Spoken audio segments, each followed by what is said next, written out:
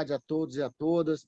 Bem-vindos à 10ª aula. Hoje é metade, né? Se estou certo a minha conta, tá, né? Metade do nosso curso, do curso de extensão Sérgio Mascarenhas, de Políticas Públicas e a Qualidade da Educação Brasileira. Então, passamos hoje a metade. Quero dar boas-vindas a todos os participantes que estão aí com a gente desde o começo. Lembrar que esse é um curso, faz parte das atividades da Cátedra Sérgio Henrique Ferreira, de Políticas Públicas para as Cidades do Médio Porte. A cátedra está baseada aqui em Ribeirão Preto, no Polo Ribeirão Preto do Instituto de Estudos Avançados, da Universidade de São Paulo, e tem como titular o professor Mozar Neves Ramos, que é o idealizador e organizador deste curso de extensão, que conta, então, com a chancela da Pró-Reitoria de Cultura e Extensão da Universidade de São Paulo, né? Então, começo agradecendo a nossa convidada de hoje, a professora Maria Inês Finho. O professor Mozar vai fazer a apresentação da Maria Inês daqui a pouco. E lembrando aos nossos participantes que, como já é usual, né? Então, plataforma do Zoom, por favor, façam o acesso à plataforma usando o e-mail que inscreveram lá na plataforma da Pró-Reitoria de Cultura e Extensão. Sua frequência será contabilizada automaticamente, se você assim o fizer.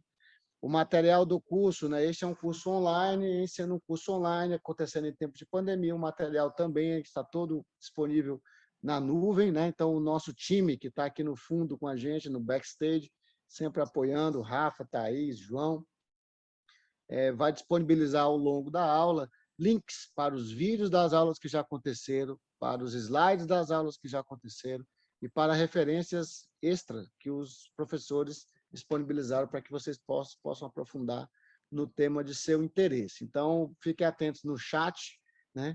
Usem o chat para interagir com os demais participantes, para interagir com o professor Mozar, comigo, com o nosso time. E aqueles que desejarem fazer perguntas, por favor, usem o botão na parte inferior da janela, que está escrito Q&A, né? Q&A, Questions and Answers. O chat fica bastante congestionado ao longo da aula, a gente vai vendo os comentários das pessoas. Essa é outra coisa positiva, Maria Inês, desse modo online, é que as pessoas podem... Aquela conversa do lado, assim, no modo presencial, atrapalha o professor, né? Mas aqui não, a gente incentiva que o pessoal escreva no chat, participe. É uma maneira de alguma forma, termos interação. Então, uma boa aula a todos. Espero que aproveitem e passem para o nosso catedrático, professor Mozar Neves Ramos. Mozar, por favor. Obrigado, Antônio. Prazer enorme. Mais uma aula do nosso curso, Cátedra Sérgio Henrique Ferreira, né, intitulado em homenagem ao nosso cientista recentemente falecido, Sérgio Mascarenhas, um físico de grande referência nacional e mundial, na verdade, né? O trabalho de Sérgio Mascarenhas foi uma referência e é uma referência para todos nós que trabalhamos com educação, com ciência, com cultura, né? E hoje a gente tem essa oportunidade de ouvir uma das pessoas mais competentes que a minha referência no campo da avaliação brasileira, né? Eu tenho não só respeito, admiração, carinho por essa pessoa maravilhosa que é a professora Maria Inês Finho. Para mim, é a pessoa que eu tenho como uma grande referência nesse campo. O trabalho que ela fez no INEP, como presidente do INEP, foi muito importante para reordenar os processos avaliativos no Brasil, tanto na educação básica quanto no ensino superior. Ela é uma referência também para os organismos internacionais, a OCDE, PISA, né, o Banco Mundial, o Interamericano, estão sempre ouvindo a Maria Inês, e ela, como uma pessoa altamente comprometida com a educação brasileira, ela agora criou, estruturou a Associação Brasileira de Educação Híbrida, que é um trabalho fantástico que ela vem iniciando, né, um grande desafio, mas muito importante para esse momento de transição que veio com a pandemia e que, de alguma maneira, ela está conduzindo, liderando em nosso país. No Conselho Nacional de Educação, do qual faço parte, a Maria Inês é uma pessoa que, obrigatoriamente, o Conselho precisa sempre ouvir na tomada de suas decisões, Então, num curso como esse, nós não poderíamos deixar de ter a Maria Inês conosco. Eu quero enormemente agradecer a você, Maria Inês. E antes de passar a palavra, eu queria aproveitar que hoje o nosso querido Luiz Miguel, presidente da Undime, um grande parceiro aí da cátedra Sérgio Henrique Ferreira, ele foi, com toda a justiça, reconduzido à função de presidente nacional da Undime. Falávamos há pouco, antes de entrar no ar, conversando nos bastidores, eu e a Maria Inês, a gente falava da importância do Conselho e da Undime no momento da atual história da educação brasileira. É muito importante que essas duas entidades tenham protagonismo nesse processo, e, para isso, precisa ter líderes eficazes, líderes que tenham a capacidade de conduzir as suas duas entidades, que são absolutamente importantes para a qualidade da educação brasileira. O Conselho, que está com o nosso Vitor, que é o secretário do Espírito Santo, e o Luiz Miguel, o nosso presidente da Undime. Então, meu parabéns, meu abraço, Luiz Miguel, e que você tenha mais outros 2 anos exitosos no seu trabalho frente à Undime. E agora, Maria Inês, é com muita alegria, agradecendo a você por tudo, por estar conosco. Eu passo a palavra e agora a sala de aula é sua. Muito obrigada, Mozart, obrigada, Antônio José. É uma oportunidade excelente nessa região que é tão quente, mas é tão querida.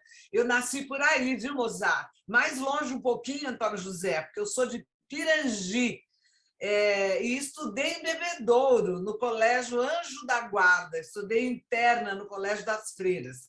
Uma região maravilhosa que dá para São Paulo uma série de condições de sobrevivência.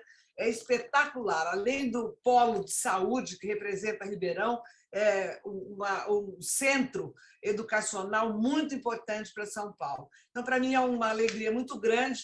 Eu vivo brincando que eu obedeço tudo que o Mozart faz, eu acompanho desde quando ele era reitor da Federal de Pernambuco, depois secretário de Educação do Estado, onde ele fez uma revolução. Muito pouca gente sabe que quem criou o modelo de escola, ensino integral, ensino médio, foi ele. Corajoso, rompeu as barreiras da administração pública, que todos sabemos é burra, ela é burra porque ela não tem racionalidade, não é? Mas ele fez uma evolução dentro da própria administração. Então, para mim, é um orgulho, uma honra muito grande participar de um curso coordenado por você nessa cátedra tão promissora, viu, Mozart? Eu estou sempre às ordens, me chame sempre que achar que eu posso ajudar. Vamos falar um pouquinho do momento que nós estamos vivendo. Veja, a educação híbrida, gente, ela sempre existiu, né? Na verdade, o mundo começou a se tornar híbrido muito antes da pandemia. E a pandemia só acentuou este mundo híbrido. O que significa isso, gente? Significa que as informações, os produtos, eles estão todos absolutamente à disposição de todos, né? E o conceito de híbrido, quando ele vem para a educação, ele vem em decorrência de uma pandemia que, esta sim, acelerou o nosso futuro. De tal forma que hoje nós estamos sob um outro comando. A pandemia acelerou o tempo das nossas vidas. Por que eu digo isso? Veja, nós passamos os últimos 30 anos na educação brasileira buscando o aperfeiçoamento dos nossos sistemas da educação básica. Em primeiro lugar, lá no meados da década de 90, aprimoramos, colocamos todas as crianças na escola, estabelecemos uma política redistributiva que foi ampliada, do Fundef, viramos Fundeb, enfim, começamos a melhorar a qualidade da educação, tivemos os 2 planos nacionais de educação, tivemos a nossa LDB, os nossos parâmetros curriculares nacionais, mas nada foi tão empolgante e tão agregador como o texto da nossa Base Nacional Comum Curricular. Ele não é um texto perfeito, ele precisa ser aprimorado um dia, ele é um texto normativo, ele não é traduzido ipsis literis como currículo. Este equívoco nós temos que elucidar. Ele estabelece normativamente os direitos de crianças e jovens de ter acesso a uma educação de qualidade. Então, vejam bem, nós estamos começando o ano de 2020 com a possibilidade de implementar uma nova base, ou seja, os nossos novos currículos, também com alguns equívocos. É um texto difícil de ser compreendido, de ser automaticamente inspirador das nossas novas práticas de ensino. Por quê? Ele sugere uma arquitetura completamente diferente para o currículo da educação básica, não é? Ele trabalha com as disciplinas isoladas, como se elas integrassem mesmo interdisciplinarmente uma área de conhecimento, né? Ela trabalha com uma nomenclatura nova, que nós, na educação, somos pródigos em ter um pouco dessa pirataria semântica, né? Então, os conteúdos tradicionais agora se chamam objetos de conhecimento, já se chamaram matéria, disciplina, conteúdo, agora são os objetos de conhecimento. Mas a base mostrou para nós que, na evolução tecnológica da sociedade que nós vivemos, a informação não se transforma automaticamente em conhecimento. Então, é fundamental que a gente tenha os referenciais, os conteúdos, mas o desafio da escola que a base propôs é o seguinte: nós temos que ensinar os alunos a saber usar esses conhecimentos e enxergar a realidade tal como ela é, no contexto que nós temos. Por quê? Nós somos a instituição que trabalha com a herança cultural construída em 21 séculos da história da humanidade, nos termos organizados em ciência, em arte e filosofia. Elas estão lá na prateleira. Nós não podemos dizer que vamos tirar da prateleira para o aluno simplesmente copiar e aplicar automaticamente. A dinâmica do mundo mudou. Hoje nós não temos mais respostas certas nem para os problemas conhecidos. Essa dinâmica da sociedade, da disponibilização da informação para todos e para muitos, traz para a escola um desafio enorme, porque, olha, se não é só conteúdo que eu tenho que transmitir para o aluno me devolver exatamente como eu passei para ele, né? Porque esse era o conceito tradicional e conservador de ensinar, aprender e avaliar. Então, o que eu vou fazer com este novo aluno nessa nova escola? Isso, gente, para dizer como é que essa arquitetura nova do currículo já nos desafiava. Nós tínhamos lá referência e mais dizia o seguinte: olha aqui, pessoal, o aluno que você vai ter que encontrar agora é um aluno inteiro, um aluno integral, aquele que tem princípios, tem valores, tem relações sociais e tem emoções. Vejam bem, não dá mais para pendurar tudo isso, tem que fazer parte do processo de aprendizagem. Outro susto para o professor. Quer dizer, além de ensinar matemática, eu vou ter que olhar para essas coisas também? Sim, porque nós temos que olhar para o aluno na sua inteireza, porque é assim que a aprendizagem vai se transformar numa aprendizagem significativa. Então, veja, se eu não souber como é que esse aluno aprende, como é que eu posso modular a minha atividade de ensino? Então, vejam vocês, nós começamos 2020 com uma série de desafios relativos ao currículo, à proposta pedagógica de cada um dos professores, do seu segmento. A base mostrou para nós, para mim, pessoalmente, a coisa mais bonita da base foi mostrar a verticalização da construção do conhecimento. Quer dizer, como é que você pode fazer na escola um pacto para dividir nas séries e nos anos escolares tudo aquilo que os alunos vão aprender, de tal maneira que o quarto ano pode contar com a aprendizagem do terceiro, aprendizagem do quarto, e daí por diante. Eu acho que a educação básica ganhou este perfil, ou melhor, a possibilidade de desenhar um compromisso com o perfil de aluno, crianças e jovens, na sua integridade. Por isso que a gente sempre fala a educação do ponto de vista da aprendizagem e do desenvolvimento.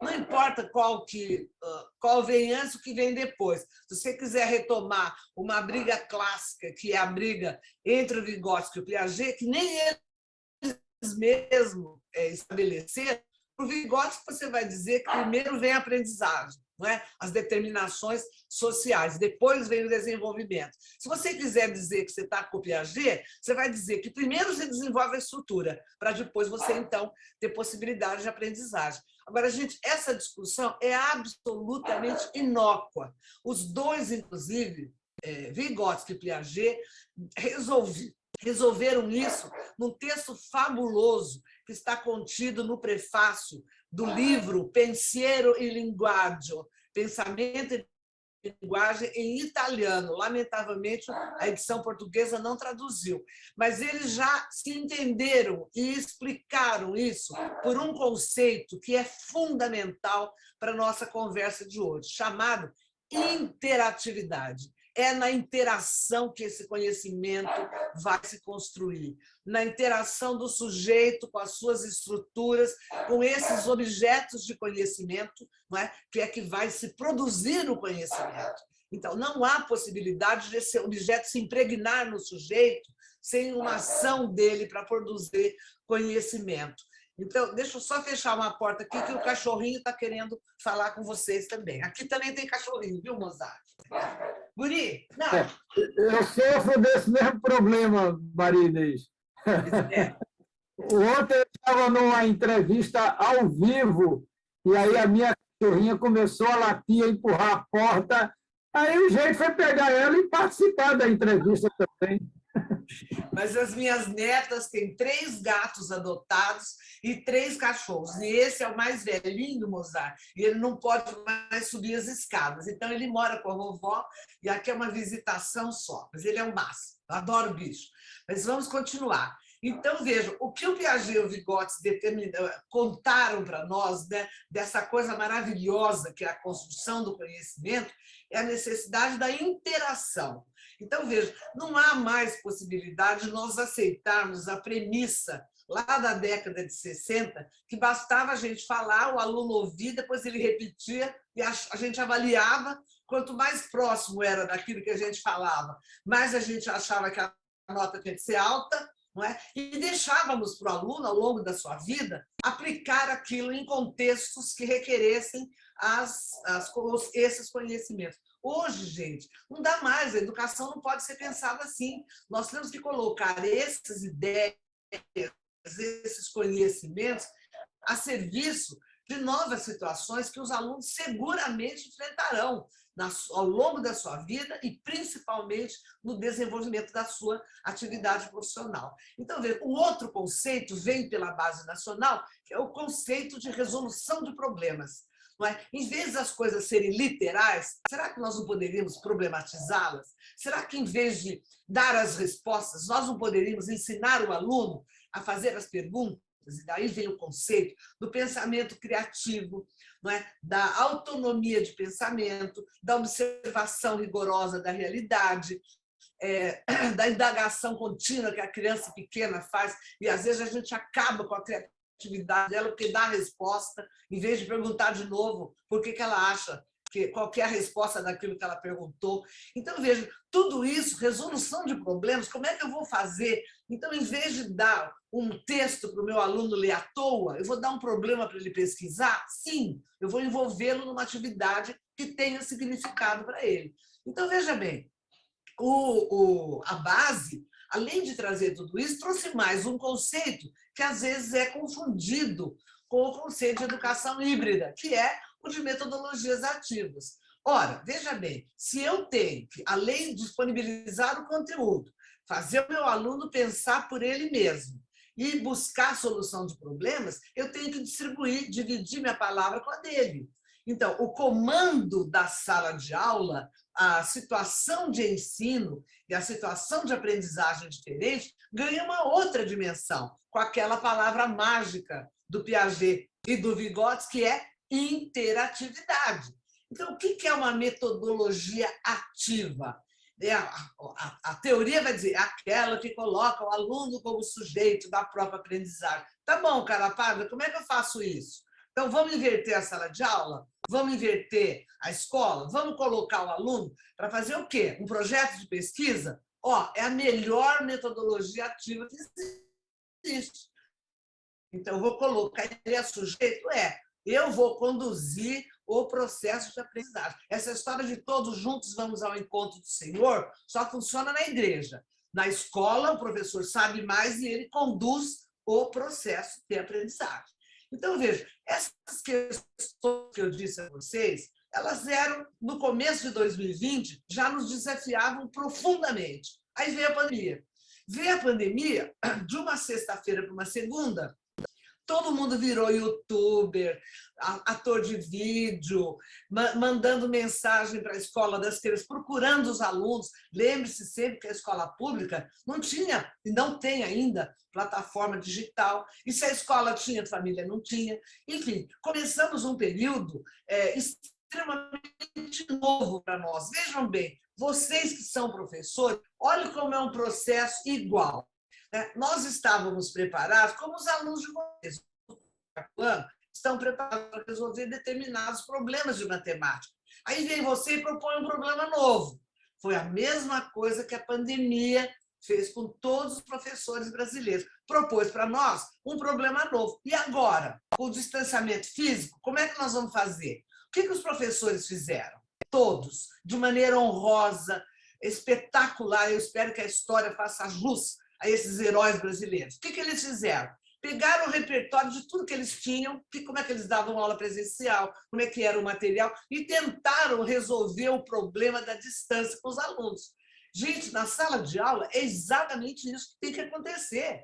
O aluno tem que usar aqueles referenciais que ele tem e ele vai perceber que não bastava aquilo. O professor, devagarzinho, foi percebendo que o tempo da interação tinha que ser outro, a linguagem tinha que ser outra, o aluno não necessariamente respondia a ele da maneira como respondia presencialmente. Então, houve uma série de adaptações, contínuas para que o ensino pudesse, de fato, ser efetivo.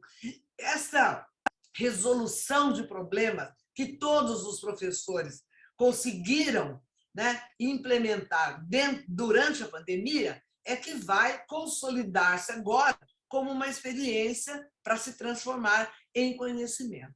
E neste ínterim, neste clima, neste momento angustiante que nós todos vivemos, perdemos amigos, perdemos familiares, perdemos alunos, alguns perderam professores.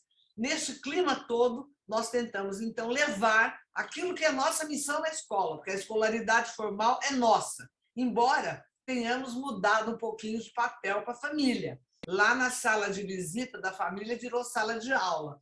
Ela, que era coadjuvante, virou protagonista. E nós viramos coadjuvantes. Então, entrou no ecossistema da escola uma outra voz forte e altamente qualificada. Nós vamos ter que trabalhar com ela agora, ela não vai mais embora, não. Então, a educação híbrida, ela surge nesse meio e nós podemos elencar alguns equívocos. O primeiro dele é que o híbrido não surgiu na pandemia. Nós sempre fomos híbridos. O que nós temos que fazer é a escola virar híbrida, o aluno virar híbrido e o professor virar híbrido no seu papel de escolaridade. Então, vejam, não há possibilidade de nós vincularmos, e esse é um dos primeiros e mais sérios equívocos, a possibilidade de educação híbrida apenas à existência de plataformas digitais. Seguramente, e nós temos que brigar no sindicato, na frente parlamentar mista de educação, se tiver uma passeata, vamos fazer uma passeata para que todas as famílias brasileiras tenham acesso à internet e que as nossas crianças possam ter dinheiro para comprar equipamento.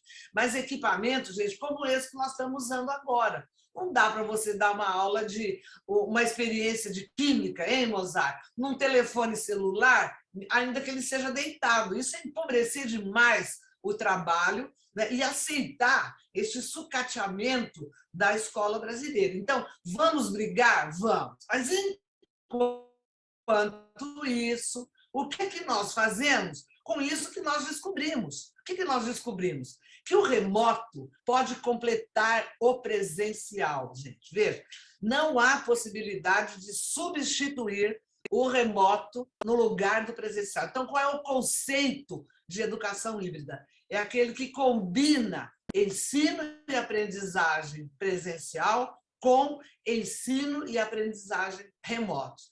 No meio disso, e para efetivar aquilo que os nossos grandes pensadores falaram da interatividade, nós temos quais são os meios de comunicação. Plataforma digital é um meio sofisticadíssimo de comunicação que nos permite falar com 20, 30 mil pessoas ao mesmo tempo.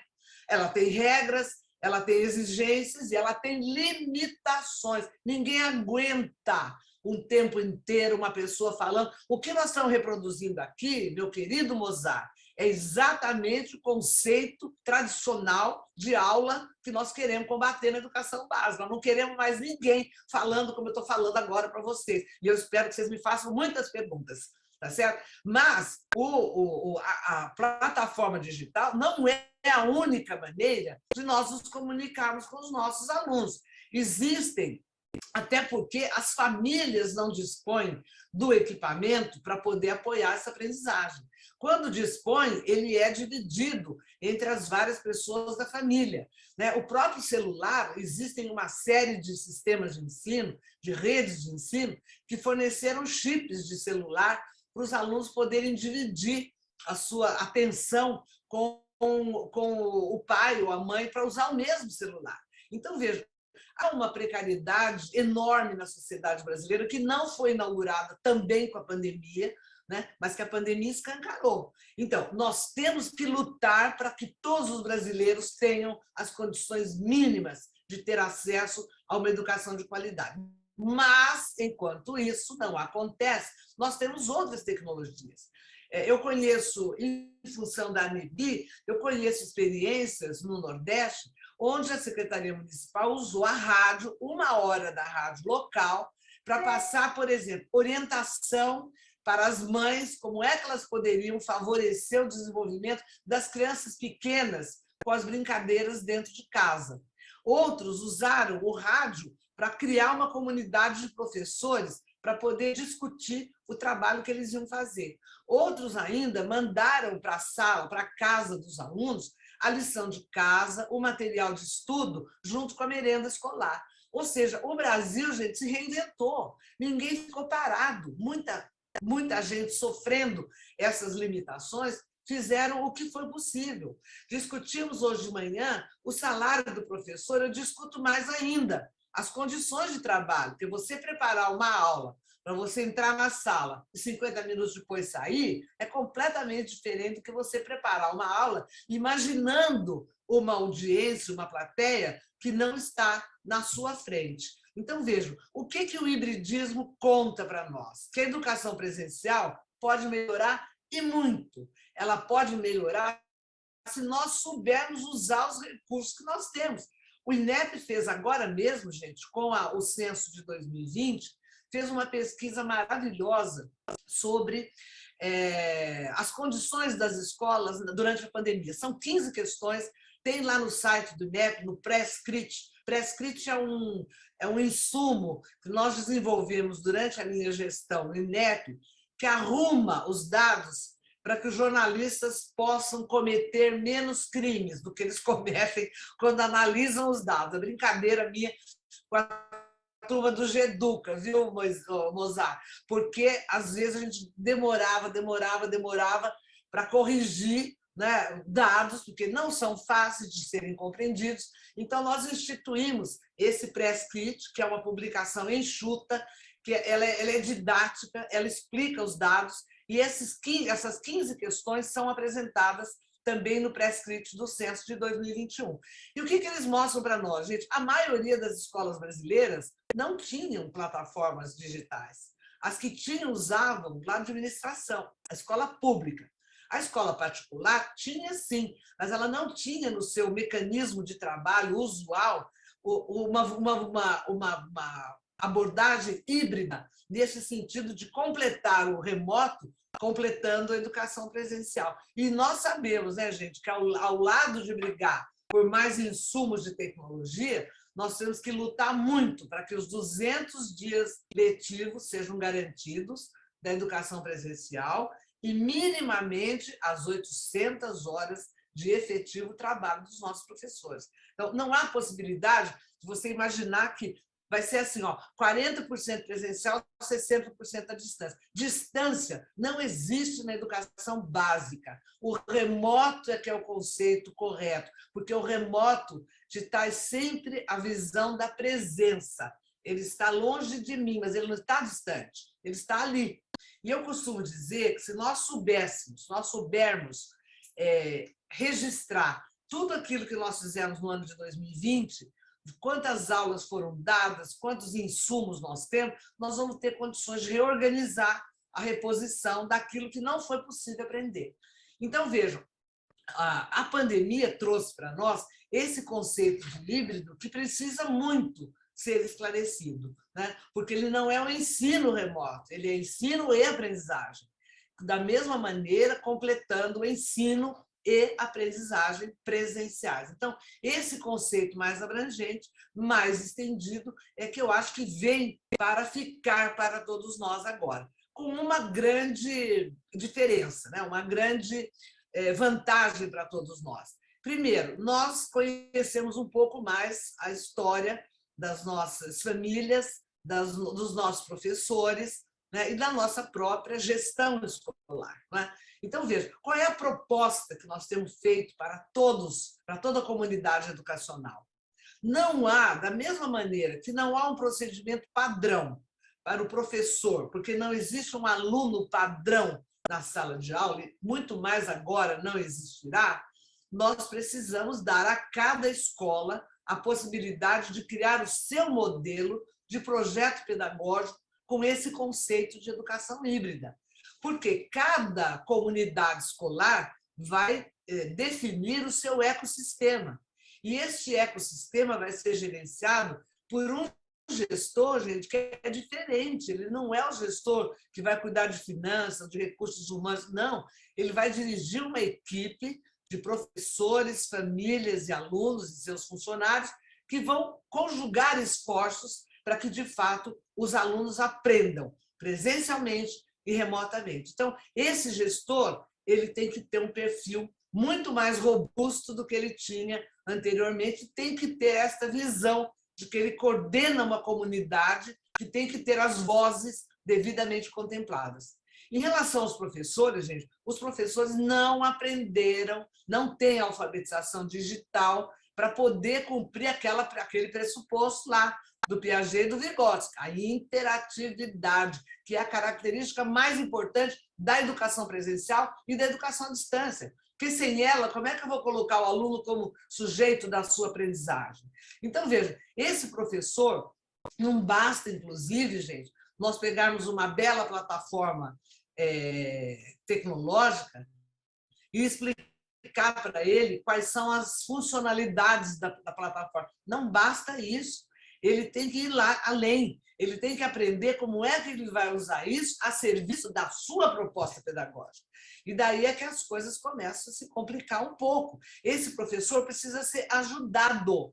Não é uma alfabetização digital fácil, ela é uma alfabetização digital pedagógica, porque ele vai ter que fazer essa transformação nos seus afazeres e nos seus fazeres didáticos com um pouco mais de segurança do que a própria funcionalidade da plataforma lhe dá. E vocês sabem que elas são altamente atrativas, elas quase pensam por nós, não é? Mas se a gente não souber usá-la, né, eu acho que a tecnologia não é pedagogia. Sozinha, ela não é pedagogia. Da mesma maneira que memória não é inteligência e que informação não é conhecimento.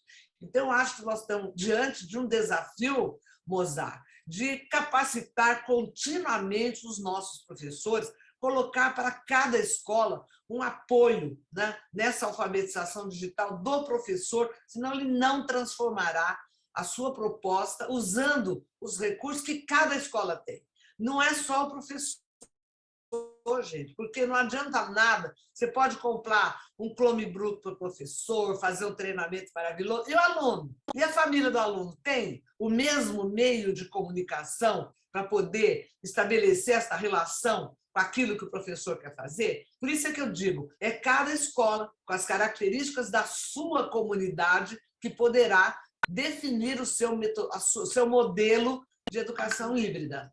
Outra coisa que é muito importante, gente, que tudo isso que nós estamos falando aqui é basicamente para favorecer o desenvolvimento do aluno, tá certo? E esse aluno, gente, que até hoje é uma ficção, ele é uma ficção científica, ele é uma ficção teórica, porque aluno com autocontrole, aluno com autonomia de pensamento, aluno com metodologia para estudar, com concentração em estudo, isso é uma ficção, porque nós sempre quisemos um aluno quieto, que devolvia tudo aquilo do jeito que a gente falava. Agora nós queremos que ele se movimente, que ele busque, que ele se interesse, que ele se motive. Então, nós temos que criar as condições para que este aluno se desenvolva, porque ele não existe, tá certo? Então, quando eu escuto algumas reclamações de famílias e de professores, de alunos, me preocupa muito que nós estamos olhando com os olhos antigos para um tempo que é novo. E isso não vai funcionar. Não adianta dar uma pinceladinha de inovação. O movimento é disruptivo. Nós vamos ter que destruir a escola que a gente tinha e criar uma escola nova. Nós temos que reinventar. E eu acho, viu, Mozart e Antônio José, eu tenho uma fé profunda no professor brasileiro. Eu acho que nós vamos conseguir. Vai demorar um pouquinho mais, entendeu? Com muito mais sacrifício, mas nós vamos conseguir. Quando eu digo, nós vamos ter que ter um pouco de muito bom senso, muito equilíbrio, inclusive, para poder olhar as oportunidades que nós temos e, na constituição desta equipe, compreender, por exemplo, que o trabalho dos professores, gente, é um trabalho coletivo. Acabou aquela história de você entrar na sala de aula, pegar suas coisas e ir embora para casa. Não. O trabalho dessa nova comunidade que é cada escola, ele é coletivo, ele é compartilhado, ele é dividido, ele é assumido coletivamente. Do contrário, nós vamos patinar e não vamos sair do lugar. Então, esse professor que discute o seu trabalho, que ouve os argumentos do colega, também precisa ser inventado, porque esse professor não existe. Nós sempre pusemos na cabeça que temos que ser infalíveis. Né? E que uma proposta pedagógica boa é quando ela é boa para todos. Esse é o maior engano que a gente comete, tá certo? Ela não necessariamente precisa ser boa aplicada para todos. E daí vem o conceito, o maldito conceito brasileiro de reprovação. Que história é essa de reprovar alunos, gente? Pelo amor de Deus, o aluno entra na escola para aprender. Ele não aprendeu no segundo ano, lamento profundamente, ele vai ter que carregar isso para o terceiro. E ele não aprendeu durante o ano inteiro. O que nós estamos fazendo durante o ano inteiro que nós o ensinamos? E lá no final do ano nós vamos reprovar, fazer ele voltar ao mesmo ano de novo? Sou totalmente contra. Isso é dar um tiro no pé. Onde já se viu fazer uma criança perder a sua turma de amigos, perder o afeto que ele tem para a escola, para repetir tudo de novo igual, daquele jeito que ele não aprendeu. E o que nós fizemos o ano inteiro? Sou totalmente contra a reprovação durante a pandemia, fora da pandemia. Esse é um conceito que é o Brasil que tem. Em qualquer país do mundo, as crianças têm o direito de aprender. Ninguém fala de retê-la, fala de ensinar novamente, ensinar novamente, ensinar novamente. Então, eu acho que o desafio agora para o Brasil é um desafio que temos que ter muito equilíbrio, muito bom senso, e constituirmos essa equipe coletiva, porque nós vamos ter que ter tarefas de novas aprendizagens, aquelas que não foram ensinadas e não foram aprendidas, que tem que ser compartilhada por todos. E aqui, gente, acho que nós vamos ter que ter um período de transição que vai além de 2022. Vocês não tenham dúvida que vai. Não dá para socar conhecimento que nós não pudemos ensinar, que a gente acha que é importantíssimo. O aluno não será o mesmo se ele não aprender aquilo que eu tenho que ensinar. Então, eu tenho que negociar com o meu grupo de professores ao longo da vida, da vida escolar de cada aluno, como é que nós vamos repor esta aprendizagem que faltou. Então, nós temos um desafio muito grande, que é esse currículo de transição, porque todos têm o direito de aprender isto que nós conseguimos configurar como sendo a nossa proposta pedagógica. Temos falado muito, gente, que nós temos que fazer uma avaliação diagnóstica, né? O Chico me corrigiu na live que nós estávamos juntos, porque eu implico um pouco, viu, Mosaico, essa história de avaliação diagnóstica, avaliação somativa, avaliação processual, avaliação formativa. Gente, todas são diagnósticas. Qual é a avaliação que não faz diagnóstico? Todas. Todas elas são somativas, porque elas têm uma série de conteúdos envolvidos. Agora, elas serão formativas se o resultado dessa avaliação voltar para o processo de ensino e aprendizagem. Essa que é a figura mais nobre da avaliação, né? E ela tem que ser, para ser justa, para praticarmos justiça, ela tem que avaliar aquilo que foi ensinado. Então, quando eu converso com professores, nos eventos que a gente faz lá na NEBI, na Happy Hour, na mesa redonda, botar a Marinês no paredão, botar a Guilmar no paredão, em todos os eventos que a gente faz, eu digo o seguinte, ó, professores do Brasil, registrem tudo que vocês fizeram. Vocês lembram daquela caderneta do professor? Se você tiver um portfólio digital chiquérrimo, ótimo. Se você não tiver, assinale lá tudo aquilo que você fez, porque avaliar é medir, mas eu tenho que medir aquilo que foi feito. Então, a prova é uma medida, um desenho é uma medida, um projeto é uma medida, uma redação é uma medida. E você, professor, tem que avaliar tudo que você, registrar tudo que você fez. Depois, como é que você vai estabelecer a fita métrica para medir isso que você fez, para saber se é bom ou não? Porque é isso que você vai fazer depois, tá? Você vai usar a proposta que você tinha no começo do ano, no começo lá de 2020. Quanto daquilo que você ensinou? 20%? 30%? 40%? Muito bem. Então, agora, nós temos uma medida. O que falta? O que falta vai ter que ser negociado no projeto pedagógico de retomada. Você não tenha dúvida, porque o seu aluno vai embora. O que faltou para ele? O professor seguinte vai ter que usar e repor. E ele vai passar para o outro. Por isso é que eu digo que tem que ser uma comunidade colaborativa mesmo, para a gente efetivar uma proposta de aprendizagem. E veja, como é que nós vamos atribuir valor a isso? Na medida exata que os nossos alunos aprenderam. Então, são os 3 pilares da avaliação, gente. Registro, medida e valor. Só a medida não é de maneira alguma avaliação. Nós temos que atribuir valor. Agora, o valor é dado pela referência curricular que eu tenho. Então, eu costumo dizer que a avaliação sozinha não vale nada. Pode servir para ranking, para fazer outdoor, mas ela tem que voltar para a proposta de ensino e voltar para aquele aluno e para aquele desenvolvimento que nós vimos, né? Aqui, gente, na hora da transição curricular, uma palavra especial para os últimos anos de cada ciclo, né? Então, por exemplo, no 5º ano do ensino fundamental, nós temos que fazer um esforço enorme para as crianças minimamente lerem bem, com fluência, textos mais longos do que aqueles que são consagrados aí nos livrinhos de história, tá certo? Compreender o que leem, interpretar o pensamento do autor e minimamente fazer alguma inferência para recontar e reproduzir. Ninguém pode sair do 5º ano sem isso, gente. Nós temos que virar do avesso. Mas o 5º ano tem que se concentrar nessa missão com as crianças, tá certo? E, assim tudo, as primeiras estruturas lógico-matemáticas.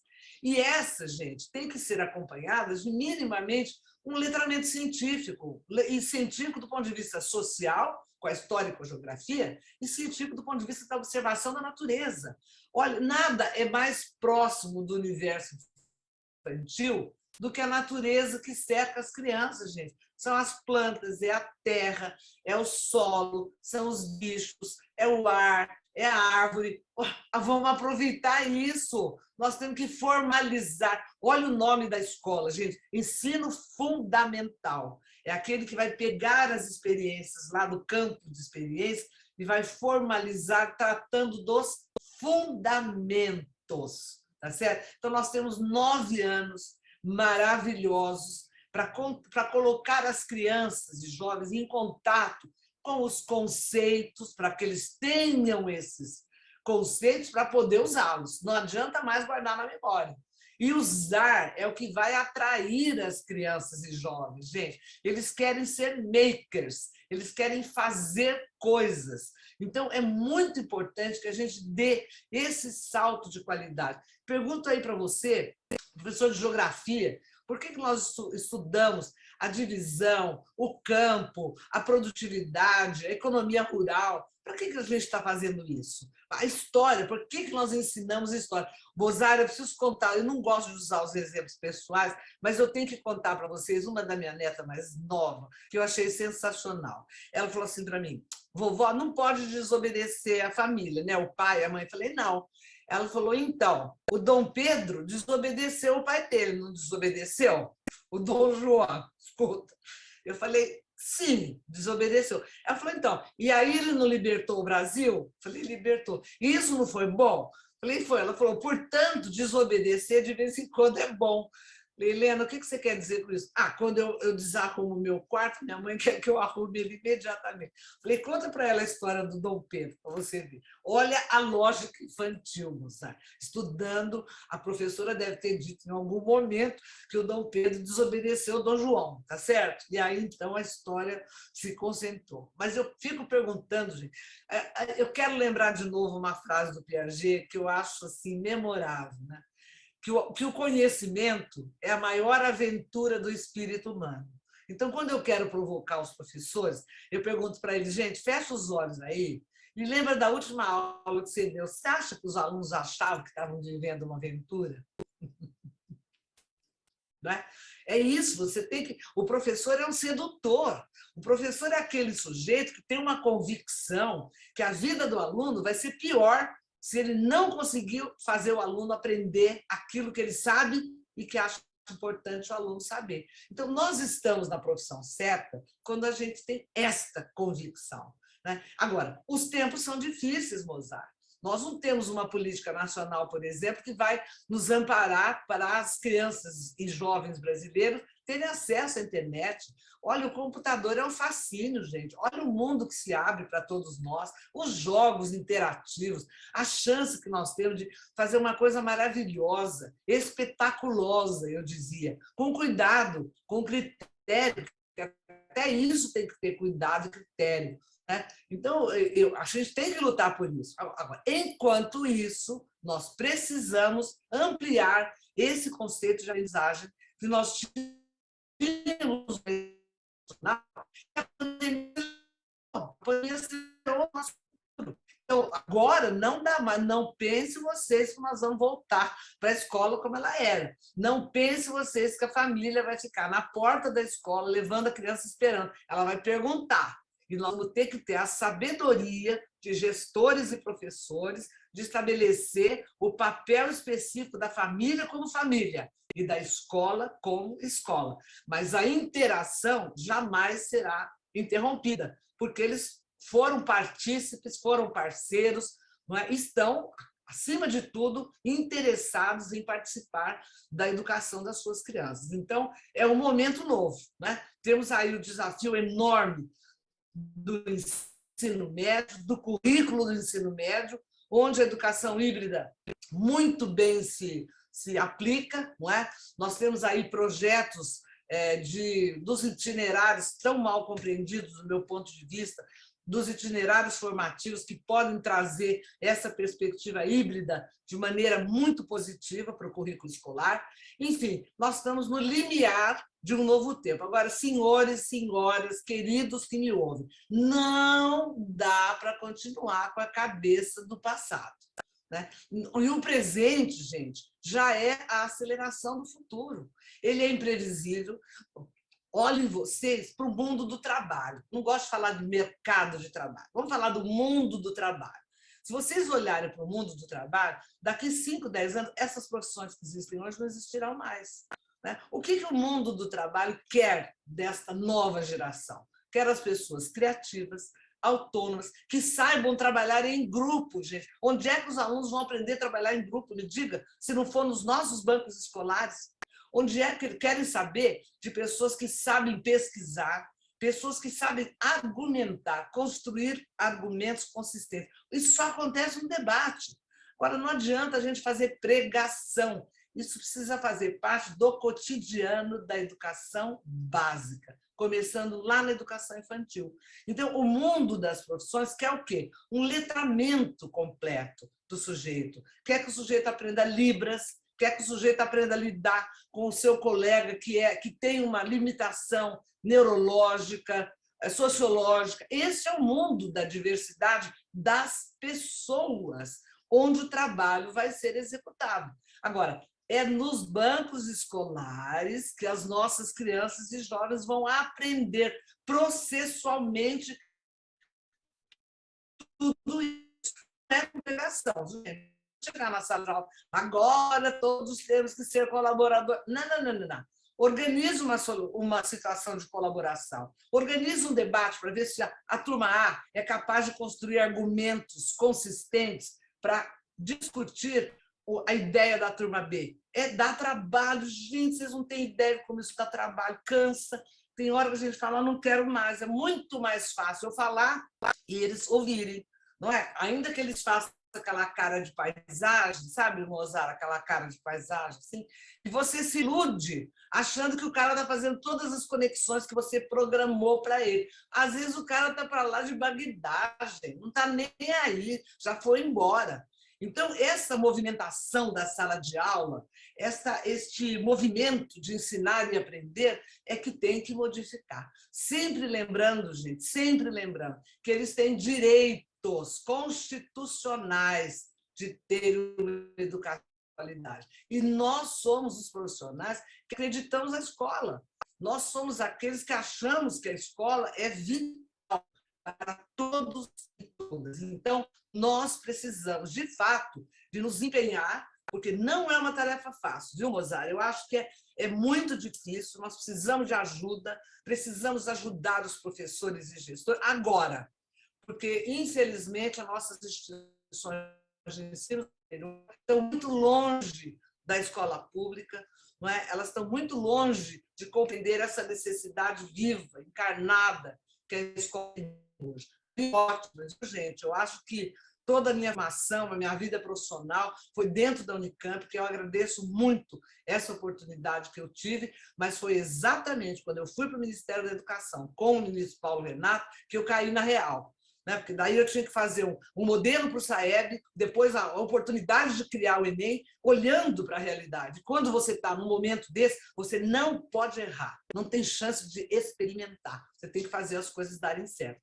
E essa é a nossa missão agora, gente. Vamos nos empenhar e buscar os melhores recursos que nós temos. Vamos buscar, vamos aprender. E nós, Mozart, que estamos aqui na retaguarda, você aí nessa cátedra maravilhosa, vamos arranjar uma maneira de ajudar o professor, de instrumentalizar neste momento o gestor, o professor, para ele aprender a usar os recursos que tem. Só tem material impresso, gente?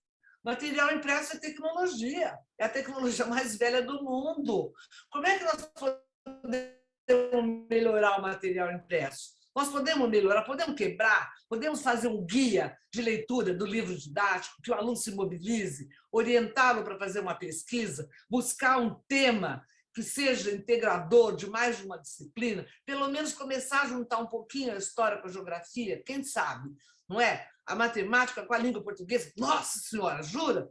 Quem sabe nós podemos fazer isso? Pequenos passos, porque não há como voltar atrás. Essa é a minha proposta para todos vocês. Eu já falei demais, gostaria de ouvir algumas indagações que os professores têm que fazer a meu respeito. A respeito do que eu falei. E agradecer de novo, né, Mozart, essa chance que você me dá de falar com professores do Brasil, que eu adoro isso. Essa tem sido a minha vida, a minha dedicação. E falar uma coisa para os professores, Mozart, eu estudo muito, viu, gente? Pode ter certeza que isso também é inadiável. Não há possibilidade do professor não estudar continuamente. Eu me lembro quando eu fui para o Ministério da Educação, Mozart, eu era uma péssima avaliadora. Eu tinha só uma intuição sobre avaliação, porque eu fazia prova com consulta para os meus alunos, e eles abusavam de mim, eles iam com um carrinho de supermercado cheio de livro na hora da prova, entendeu? Mas eu não sabia nada de avaliação. Eu fui estudar e continuo estudando hoje currículo, avaliação, política de formação de professores, porque eu acho que esse é o nosso papel. Nós temos que nos aprimorar cada vez mais, sermos desafiados para isso, porque é isso que nós queremos que os nossos alunos também incorporem. Ô, Maria Inês, eu não sei se você está conseguindo acompanhar o chat. Não. É uma unanimidade. Eu estou aqui acompanhando aqui, olha, Michele, excelente, quanto conhecimento compartilhado, muito obrigado. Aí vem um monte de elogios de todo mundo. Obrigado, professora Maria Inês. Você sempre foi bárbara. Olha, todo mundo aqui, sabe, que aula rica, quanto conhecimento, quanta clareza da Juraci, Cleide, que aula maravilhosa. Caroline, o verdadeiro profissional está sempre buscando se atualizar. Olha, Valéria, professora, você é sensacional. Que bom, Mozart. Muito bom. Fico contente, viu? Impressionante. Olha, Ivete, simplesmente sensacional. O Davi nem precisou de slide. Cleide, que aula maravilhosa. Que bom, que bom. Olha, um sucesso fantástico. E várias perguntas aqui. Sabe essa sua fala, Maria Inês? Era aquela, está terminando, é como um bom filme, que a gente está doido que não termine. Foi para você hoje. Né? Como disse uma das nossas professoras, nem precisou, acho que foi o professor, o David Aguiar, ele falou, o Davi Aguiar, nem precisou de slide. É tanto conhecimento, né? Tanta experiência acumulada. Por isso, Maria Inês, quando eu disse no início que você é uma grande referência para mim, não é para mim, é para o país. Né? Realmente, o Brasil deve muito a você, né? E a gente só tem que lhe agradecer por tudo. Vou agora para as perguntas. Eu vou fazer bloco de 3, tá bom? Tá bom. Vamos lá. Então, vamos lá. A primeira que mandou foi a Marinalva. Ela diz o seguinte, Marinalva Coelho, como foi dito, as famílias que antes eram coadjuvantes, depois do remoto, passaram a ser protagonistas e vieram para ficar. Qual é a importância e como colocar em prática a comunicação nas escolas públicas com as famílias? Poderia ser compartilhado com as famílias através de uma comunicação acessível, como o panorama da educação, as metas, os desafios, ou seja, a preocupação dela de dividir mais com as famílias os enormes desafios que nós temos na educação brasileira. A Rosângela Lanja, Rosângela pergunta, como trabalhar o currículo de referência em tecnologia e computação, que tem como principal objetivo oferecer diretrizes e orientações para apoiar redes de ensino e escolas a incluir os temas tecnologia e computação em suas propostas curriculares alinhado à BNCC.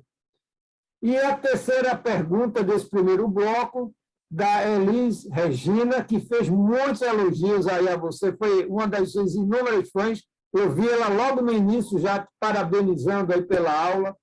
Como a senhora imagina que estará o ensino em 2024, 2025, pós-pandemia?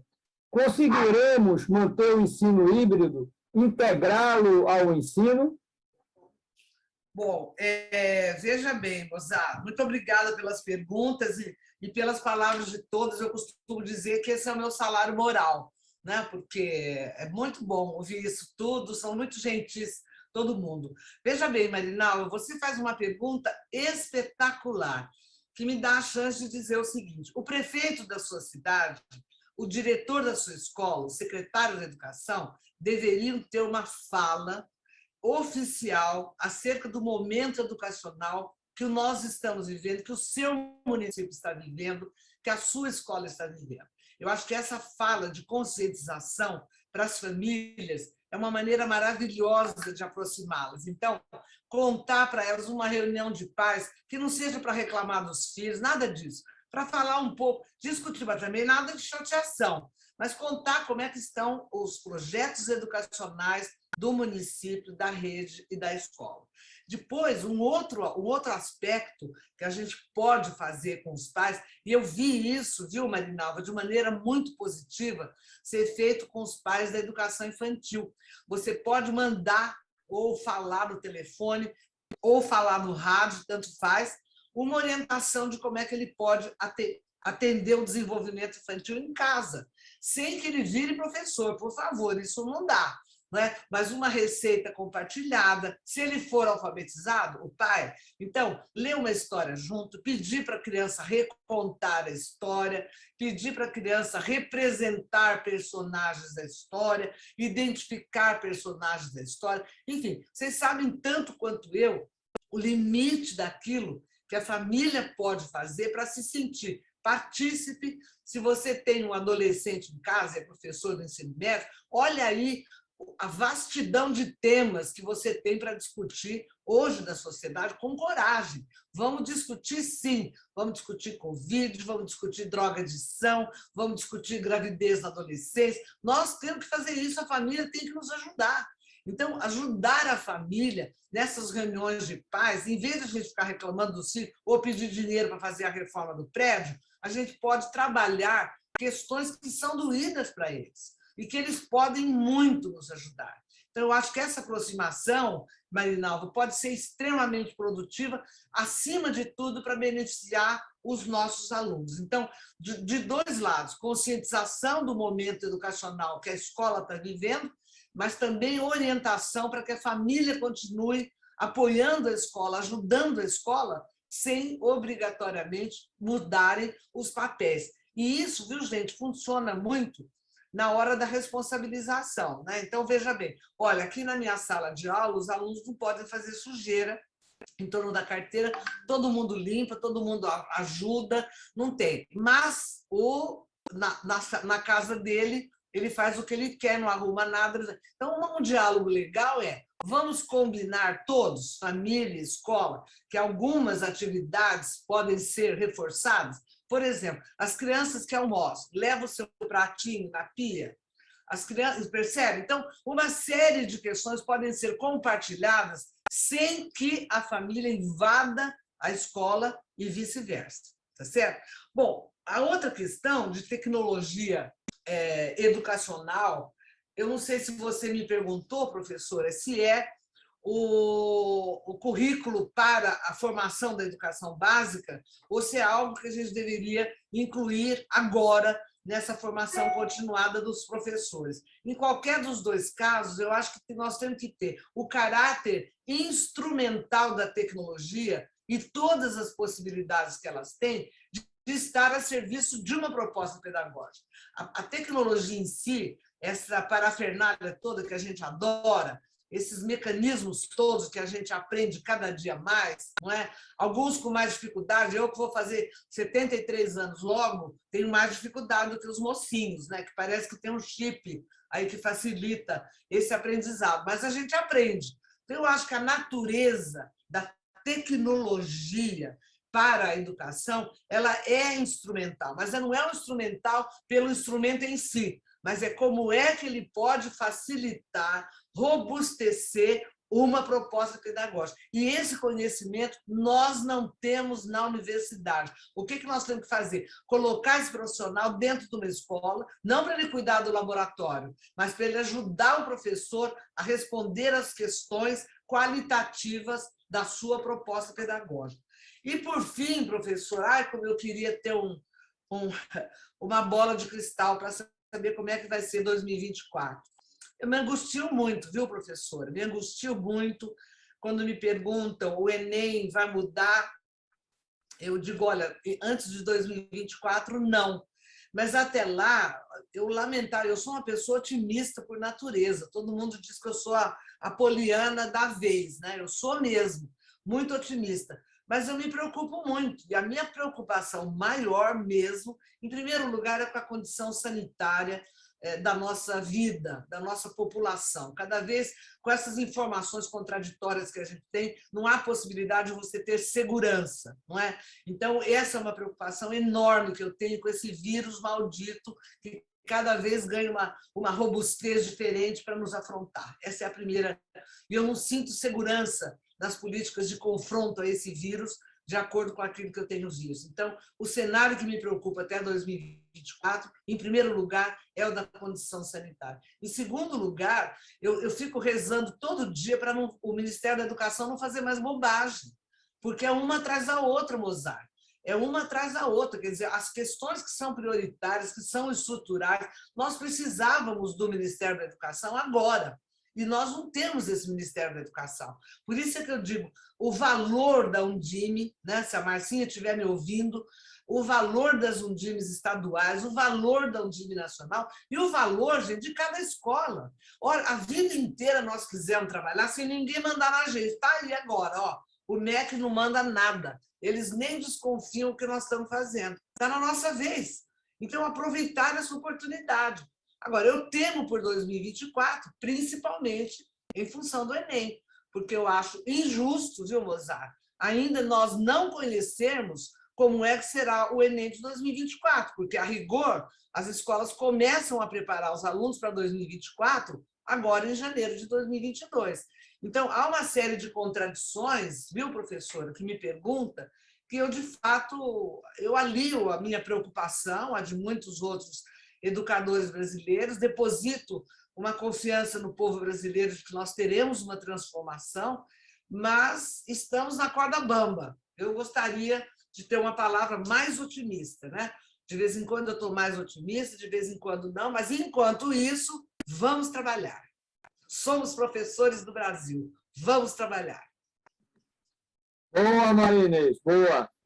Vamos lá, mais perguntas aí para você, mais elogios. Tem uma do Aguinaldo da Silva, gostei muito, eles assim no chat. O que dizer desta aula? Olha, que bacana. Vamos lá, a Isabela Pacheco, ela diz o seguinte: professora Maria Inês, boa tarde. Sim, os professores não são digitalmente capacitados. Há casos e casos aí detectados pelas escolas neste sentido. Há um programa pensado neste sentido, né? Então, ela coloca essa questão. A Caroline de Oliveira, primeiramente, quero parabenizá-la pela aula show, inenarrável. Está vendo? Até aqui nas perguntas a turma não para de elogiar. Na escola, na escola que atuo, tem um, entre aspas, lema externo que educação infantil não alfabetiza. Aí abre parênteses, pré-1 e 2, fecha parênteses. Em contrapartida, nas formações, orienta e metodologicamente conduzem os professores a desafiar os alunos a saírem escrevendo pequenas frases e lendo pequenos textos, né? O que quero saber, é correto, entre aspas, é correto, meio que pressionar as crianças a saírem da educação infantil com tamanhas habilidades? E a Janine Schultz diz o seguinte, pergunta o seguinte: como o PPP, o projeto político pedagógico, né, como o PPP pode ser utilizado para integrar todas essas ideias trazidas por você, Maria Inês? Bom, em primeiro lugar, Mozart, eu quero dizer o seguinte: o programa de capacitação dos professores não existe, nenhum programa oficial. Vejam aí como o MEC poderia atuar, Mozart, e oferecer esse subsídio para cada escola. Não existe esse programa. Então, qual é a saída? Cada escola vai ter que fazer. A universidade não se mobilizou. Olha, não sei se vocês viram o artigo que saiu agora das nossas 3 universidades, Mozart, que diz que não tem condições de voltar às aulas regulares. Me perdoe, Conheço a Unicamp, a USP, a UNDERJ. Me perdoe, gente, pelo amor de Deus. Entende? Então, cadê a universidade respondendo a esse desafio, professora? Não tem. Então, cada escola vai ter que buscar o recurso para formar os seus professores. Lamentavelmente, não há outra saída imediata. Infelizmente, não há. A segunda, gente, olha, eu nunca vi na minha vida um absurdo igual como esse bendito desse programa de alfabetização do Ministério da Educação. Isso arrebenta com tudo que nós sabemos sobre a infância, com tudo que nós queremos que ela seja protegida. Isso é um absurdo. Não vamos alfabetizar na educação infantil, pelo amor de Deus, deixa as crianças brincarem, deixa as crianças terem o que elas têm nos campos de experiência e deixa a formalização para o primeiro ano do ensino fundamental. Olha, o PNLD, Mozart, que saiu aí da educação infantil, isso é um assassinato em tudo que nós sabemos sobre a infância. Vejam bem, é lógico que as crianças são estimuladas por letras, pela imagem visual de letras e nomes, continuamente. Agora, a escola se dedicar a essa antecipação, sou totalmente contra. Sabe? Tem gente, inclusive, que consegue conciliar essa abordagem fônica, entre aspas, nova, que é mais velha do que andar a pé. Vocês não lembram do Vovô Viu a Uva? É exatamente a mesma, tá? Com essa perspectiva que nós temos na base de uma alfabetização muito mais compreensiva de contexto, de sistema que a criança tem direito a ter. Então, professor, eu sou totalmente contra a alfabetização na educação infantil. A educação infantil já ganhou, com a Base Nacional Comum Curricular e com o novo Fundeb, a cara que ela tem que ter, o respeito ao lúdico, à infância, à brincadeira, aos jogos de representação, ao incentivo à imaginação. Não vamos permitir que isso seja retrocedido. Isso é um absurdo. Para mim, a coisa mais bonita da base, Mozart, é a concepção de educação infantil, porque nós demos para a infância aquilo que ela merece, que precisa ter. Não é brincadeira, não é cuidado e, principalmente, não é antecipação da alfabetização. Sou totalmente contra, viu, professora? Agora, em relação ao projeto político-pedagógico, é exatamente ele, professora, que vai configurar isso para nós, porque ele vai trabalhar com os valores, com os princípios que a escola vai assumir comprovadamente como compromisso. O projeto político-pedagógico vai configurar esta comunidade que eu lhes falei agora, com o gestor liderando, com o coletivo dos professores, onde cada trabalho de cada professor tem que estar vinculado a ele, a esses objetivos, a esses princípios das competências mais gerais que a gente quer que as crianças desenvolvam. Então, a palavra-chave é o projeto político-pedagógico redimensionado, aprendendo, nós temos que aprender com a experiência que nós vivemos. Lembre-se sempre do seguinte, o erro ensina mais do que o acerto. É no erro que a gente tem que buscar a nossa possibilidade de evolução. Primeiro, para não repeti-lo. E segundo, para descobrir quais são os caminhos que nós temos que trilhar para poder evitá-lo novamente. Então, acho que nós temos tudo, né? E é o PPP mesmo, a discussão do PPP que vai nos permitir retomar, recomeçar, repor, reconstruir, tudo Pronto lá, seu Mozart. Mais 3? Mais 2 para a gente encerrar, todo mundo concordando com suas respostas, principalmente em relação a essa questão da educação infantil, que eu também quero assinar embaixo. Vamos lá, as 2 últimas, do Vandir Lima, ele pergunta como retornar à reflexão do currículo agora com o ensino híbrido.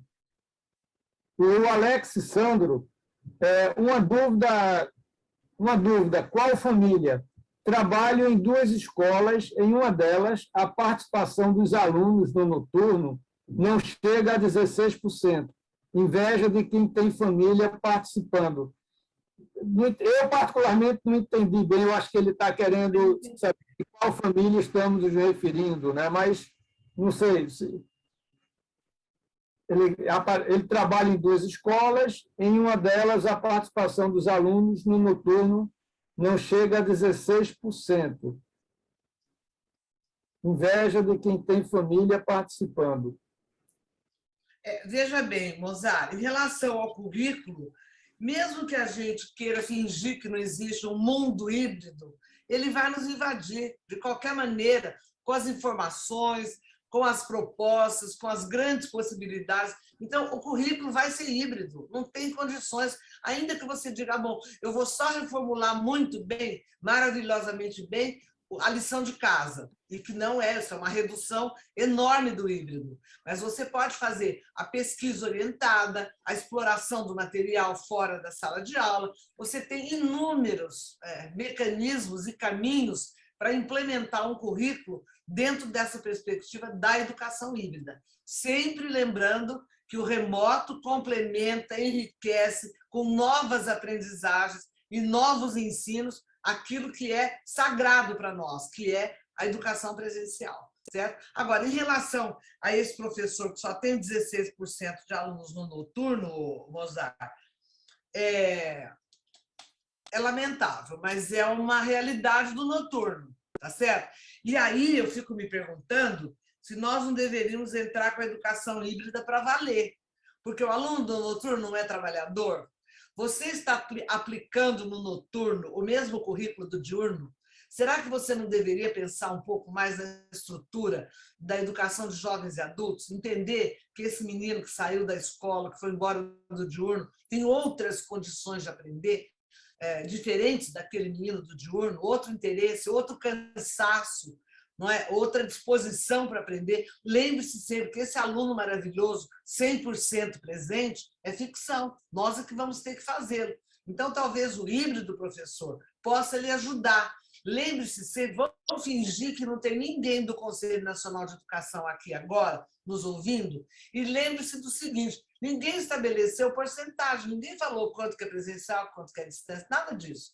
Então, quem sabe a gente consegue trabalhar o híbrido com muito bom senso e responsabilidade, adaptado a cada circunstância que ele se fizer necessário.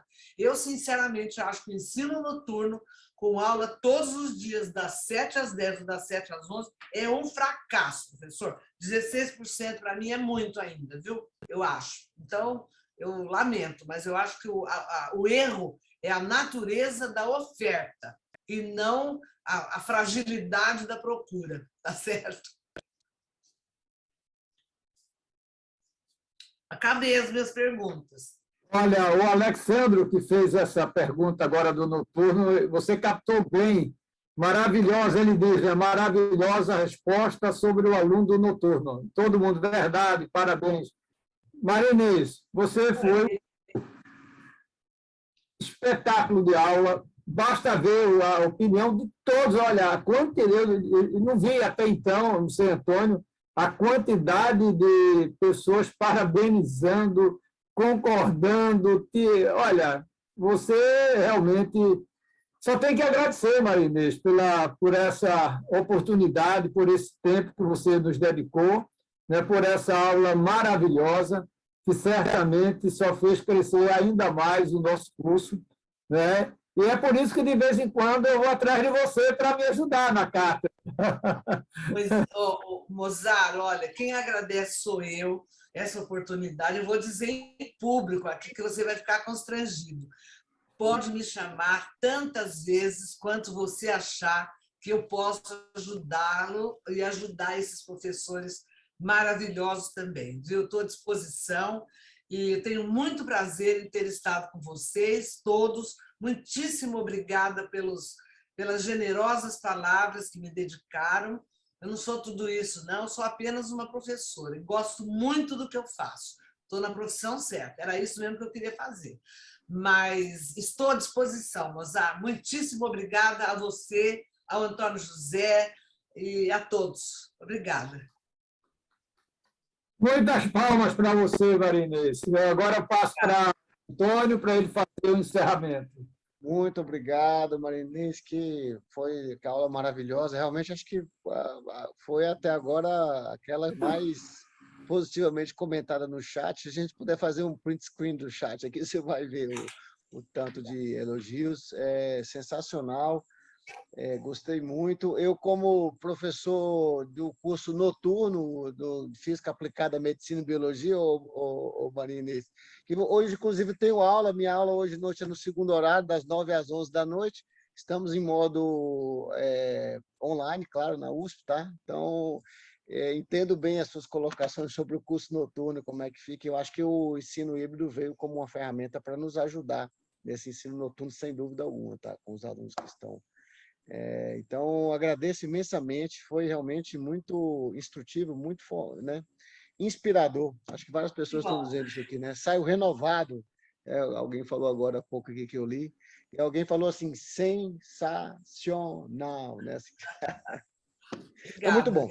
Eu acho que atingimos metade do caminho, né, professor Mozart, do nosso curso, com excelência crescente a cada aula. Vai ser difícil superar isso agora na próxima, né, Moza? Mas vamos aí, né? Vamos em frente, trabalhar. É o que nós somos, né, Marinês? O que a gente sabe bom, eu, pelo menos, é estudar e tentar estudar o que eu ensinei, o que eu aprendi, né? Então, eu costumo dizer que a única diferença entre mim e meus alunos, eu falei, gente, a única diferença entre o professor e os alunos é que o professor estudou primeiro, né? Então, ele tem que tentar ensinar para os outros o que ele acha que ele aprendeu, né? Então é isso. Gente, inspiração, força, vamos em frente, se cuidem.